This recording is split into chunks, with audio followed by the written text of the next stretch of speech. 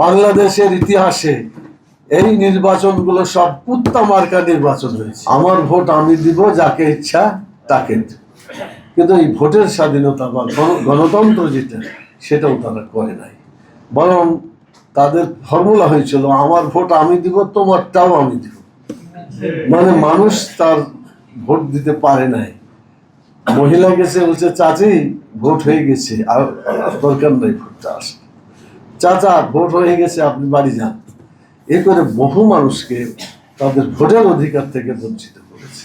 2014, 2018, 2024 সালের চিত্র আপনারা যদি দেখেন, তাহলে সেখানে হবে 2014-তে বিনা ভোট, 2018-তে রাইতে ভোট, আর 2024-এ হলো আমি আর দামের ভোট। মানে কেউ দাঁড়াইতেও চায় নাই ভোটে, আবার কেউ মানে ভোট দিতেও যায় নাই। পত্রিকার মতে নির্বাচনটা সকালবেলা সাংবাদিকরা দেখে যে মানুষ নাই, মানুষের পরিবর্তে সেখানে কয়েকটা কুত্তা শুয়ে আছে। তাই একজন বলছিলেন বাংলাদেশের ইতিহাসে এই নির্বাচনগুলো সব কুত্তা মার্কা নির্বাচন হয়েছে। অতএব এইরকম নির্বাচন বাংলাদেশে যাতে আর না ঘটে, সেজন্য আমাদেরকে এখন সিদ্ধান্ত নিতে হবে।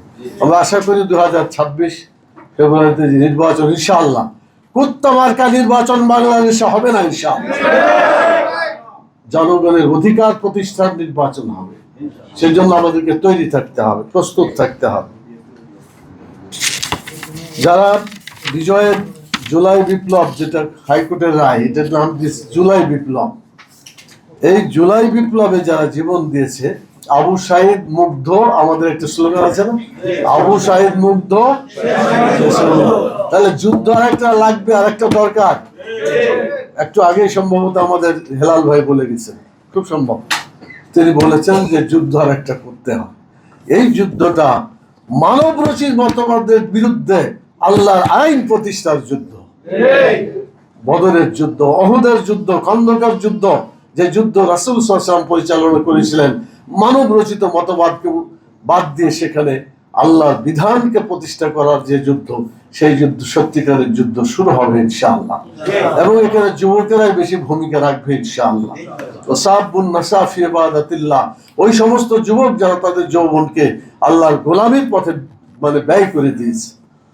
এরকম লোক দিয়ে আমাদেরকে মানে বিজয় ছিনিয়ে আনতে হবে।